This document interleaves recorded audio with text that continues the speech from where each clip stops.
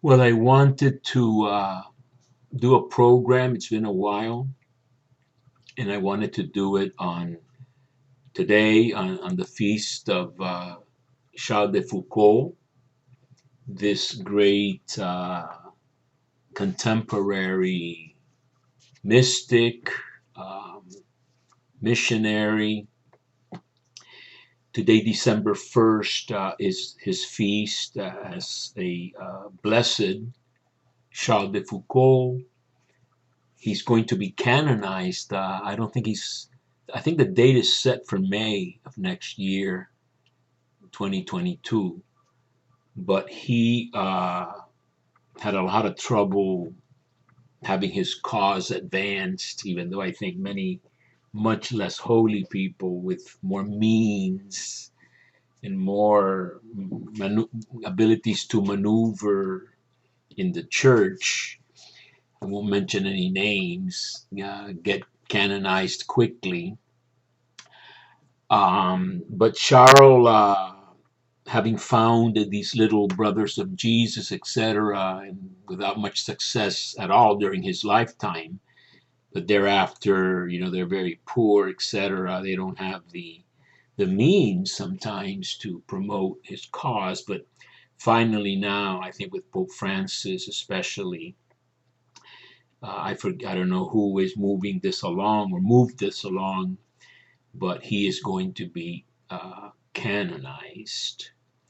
So what you see here is a very good biography, sort of a spiritual biography. I guess you really can't separate, um, the spiritual part from the events of his life, by one of my favorite authors for Lives of Saints, critical, Jean-Francois Sis.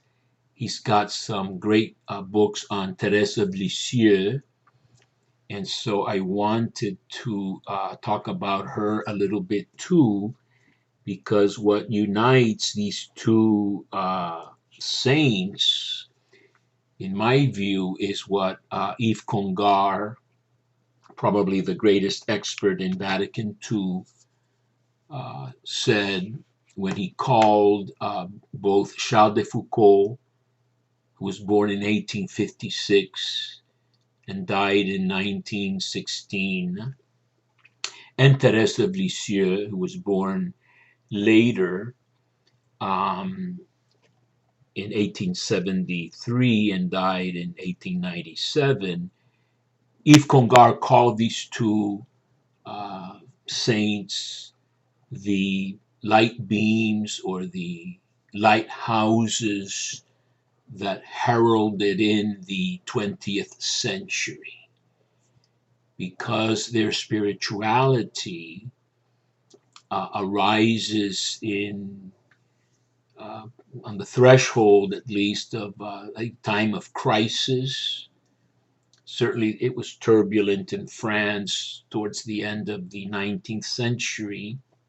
And then, of course, Charles de Foucauld dies sort of in the middle of World War One, killed in the skirmishes in the Sahara, where he had gone to live. This is a photo of his hermitage, very hot over there, and I don't think he had many vegetables to eat, but he ate nuts and figs and things like that, and maybe probably milk of sorts that were gotten from goats or something. Uh, this is a significant book by Jean-Francois Sis that I was mentioning, because when I arrived in Mexico in 1973, so it was 100 years after Teresa's birth, I went to this hacienda, ex hacienda of Tultenango in the state of Mexico, to do a month or so of postulancy with the Dominicans. And even then, the postulants had the custom of reading during meals. And in the evening, what was being read was none other than this book translated into Spanish, Charles de Foucauld, Spiritual Itinerary. So one of my first experiences in religious life was to listen to the story of this unusual man, a bon vivant, a party animal, if you will, from a noble family, kicked out of military school, a glutton. He kept caviar or some other delicacies within his grasp next to his bed at night, drank, and I haven't read much about his liaisons with women, but nevertheless, he was quite a liver, as we say, vividor in Spanish. And as I think happened to Claudel and even Therese on Christmas Eve, which were approaching Christmas, Charles in his 30s had this conversion whereby he, who had not been a believer but had a cousin who was a believer and gently and very tactfully would sort of steer him in that direction. This great soul, this great spirit who had explored the Sahara, been a geographer, a translator of Bedouin languages and such, Tuareg peoples and things like that. Once he discovers that there is a God, then his mind and spirit reach the conclusion, I think quickly and deeply, that if there is indeed a God, we must devote everything to him. It's like that pearl found in the field or treasure. God is, not only demands everything, he is everything. And so he turned to God, seeking to serve him in great austerity, tried the Trappists, etc., various places, found them too lax or not his vocation anyway, went to the Holy Land, was a very sort of self-effacing,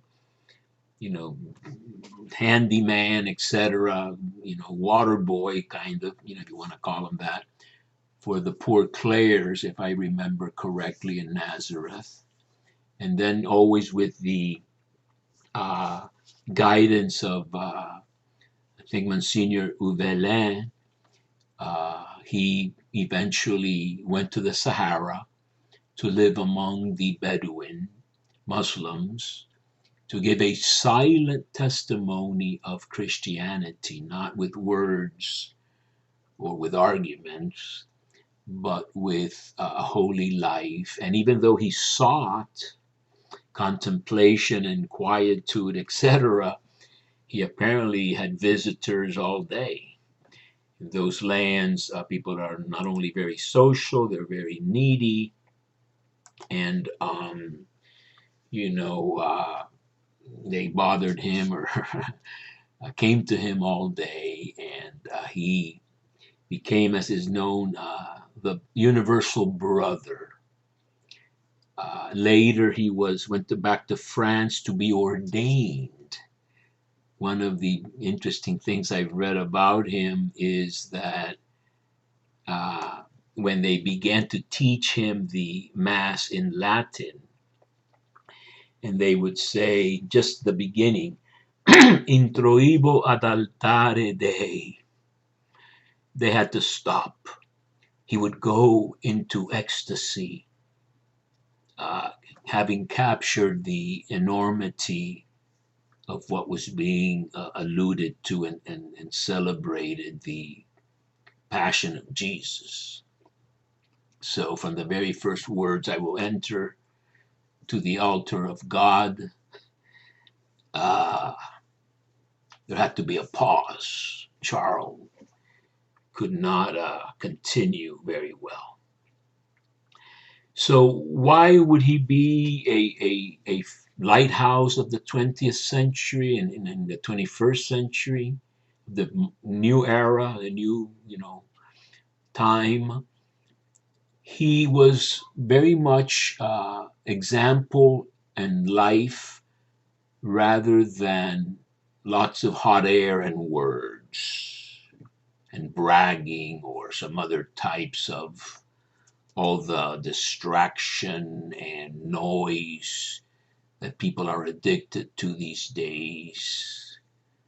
They can't walk or drive without staring at their phone. That's the most awful thing. Addiction in the world it's as bad as any other addiction. And driving like that is as bad as being drunk when you drive. So I think he is a saint of the absolute, a saint of simplicity, a saint of going to the other, becoming a neighbor to the other, which is what Christ praises the Good Samaritan for doing. Not trying to say, who is my neighbor? Is it 10 feet away, a mile away, my gated community or some other, circle? Now, who became a neighbor? The one who became a neighbor was the despised Samaritan, whereas the ritually concerned priest and Levite, they went the other way. They were very pious and wanted to maintain their purity instead of going to the field hospital that was required to help this beaten man.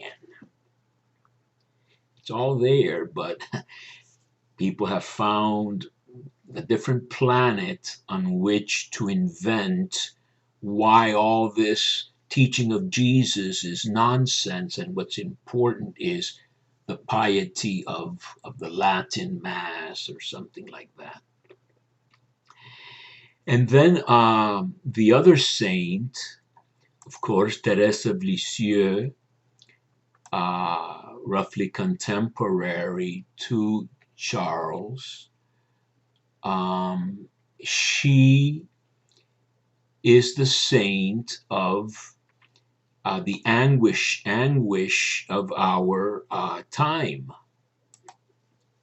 The saint that there's a book by Francois Sis, Neurosis and Sanctity, the real infancy or childhood of Thérèse of Lisieux. So she experienced neurosis, she experienced mental infirmity.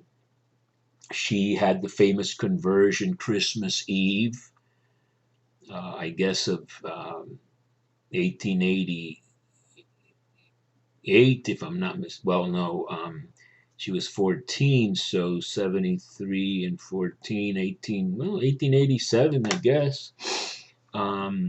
She died 10 years later. She was in the convent, I guess, from 15 to 24. She was in the convent 9 years.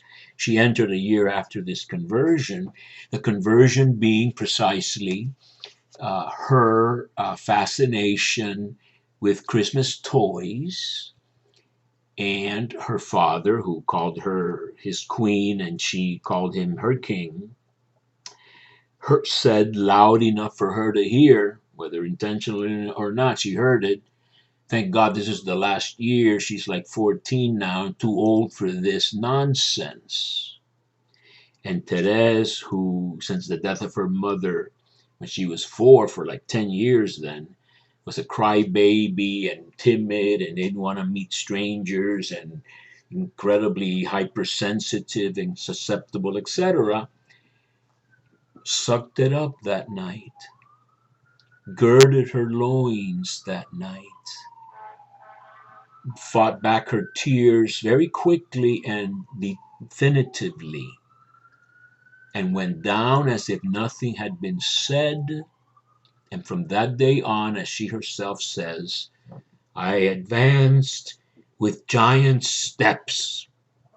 Her path was short and steep and quick. As St. John of the Cross says, those who embark on these flights with total submission to God and to his purification, which she had for sure, a big one, over a year and a half of spiritual and physical torment. Those don't tarry long down here. And so what you see here is one of my beautiful books uh, about Therese, We the Troops, Stronger Than Steel, Letters from Those in the Trenches to Thérèse of Lisieux. And when I visited Lisieux in 1999 and I saw all the plaques that, things on the walls that gave thanks from all over the world for Therese saving them from death, fear of death. I think I have a picture of this somewhere. Uh, this is a picture of, recognition, thanking Therese. And look at the dates. There's a Holland one, a Peru one, Cayenne in 1920. A lot of them are from 19. All of these are from 1920, apparently. And she wasn't even beatified yet, but her story of a soul had been distributed all over the world. And these soldiers, and these are testimony. This book is about testimony from soldiers, letters that were received in the Carmel of Lisieux.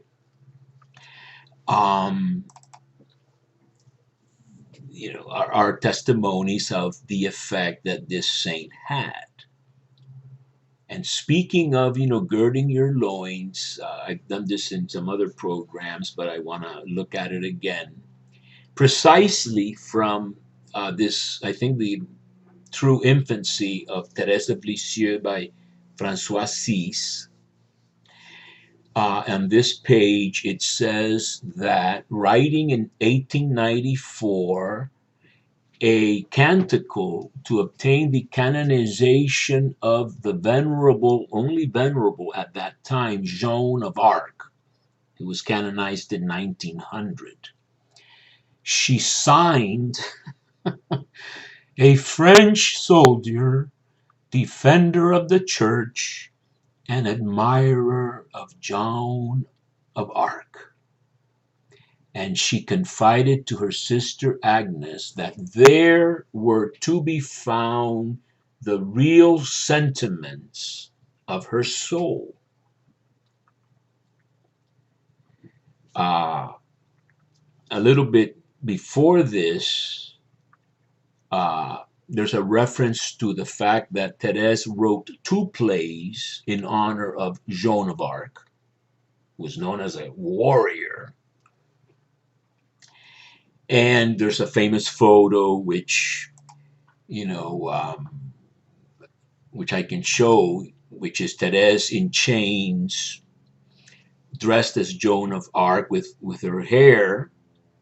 I think that's her real hair, without the habit, of course. And it says that in the Carmel, she would compose a drama on Joan of Arc, a drama which would be played in the Garden of the Carmel, and where she would play the role of Joan.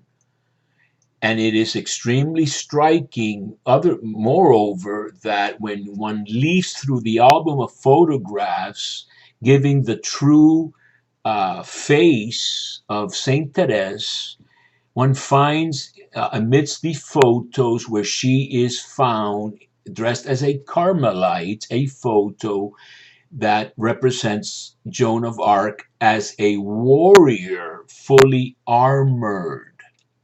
And the footnote says she would enter the Carmel, it will be seen, with the very precise will to force the doors open. You know, she had trouble getting into the Carmel because of her age. She entered when she was 15. She had to get all sorts of permission. She, begged Pope Leo the 13th to do something. Jesus has said that the kingdom of heaven suffers violence and that only the violent ravish it or grab it. It has been the same for me regarding the kingdom of Carmel. The good God wanted me to conquer the fortress of Carmel at sword's point. It's a letter to a Père Roulant, less than a year before she died.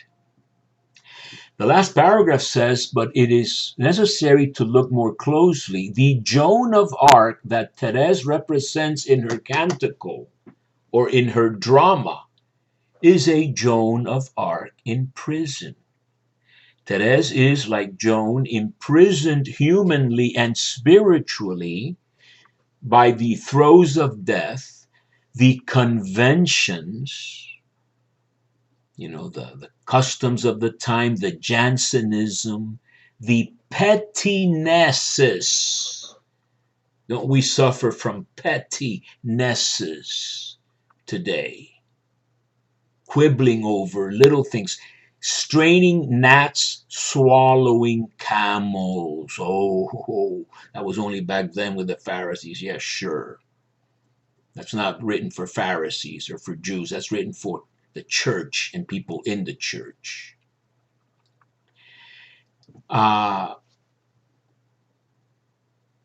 She gives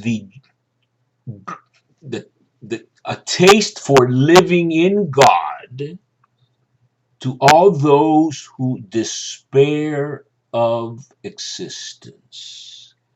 This is why she is the saint of our time. A desperate time where many don't even want to live. She never gives herself up as defeated. She never throws in the towel. 7 weeks before her death, she will write in her yellow notebook, part of the Story of a Soul or biographical manuscripts A, B, and C. I've already said it. I will die weapons in hand. So I think that with these words of comfort, not just consolation when you're alone, somebody comes to see you, but comfort means to strengthen someone. We can approach the end. This is a beautiful picture of Therese that was shown in the Piazza of St. Peter Square in 1997, where I was present when she was declared a doctor of the church. I was living in Rome and I attended several days of conferences and a procession of her relics, etc., through streets of Rome, etc. And that's a beautiful picture of Therese. This picture I found on my plate for breakfast, empty plate, before it was served. In that ex hacienda I began this little program with, one morning, placed there by a great French Dominican priest, spiritual speaker, especially in Canada, but he was from France, Père Yves, who knew of my great devotion even back then for Saint Therese, and he placed this beautiful card on my breakfast plate. And finally, in honor of the other lighthouse, Therese, besides Charles de Foucauld, whose feast is today, this is my book, one of my copies of The Story of a Soul, copyright 1913. So it's about the same year that was of the edition that was used in her process of beatification. It's a thick edition containing not only the story of a soul as somewhat redacted by her sister Agnes, but also letters and poetry and the shower of roses. So it's a very thick book that I got on A Books. Thérèse of the Child Jesus. Having died in the odor of sanctity in the Carmel of Lisieux, the 30th of September 1897, at the age of 24 years, if someone is very little, let him come to me. Proverbs 9. And then after I am dead, I will rain down a shower of roses. I will let fall down a shower of roses. And so it's a beautiful day to commemorate these two saints. And the last thing I will say is, I will present, would be that I visited Lisieux June 9, 1999, and I took a picture of this statue of hers, and it says Omen Novum, a new sign for our age.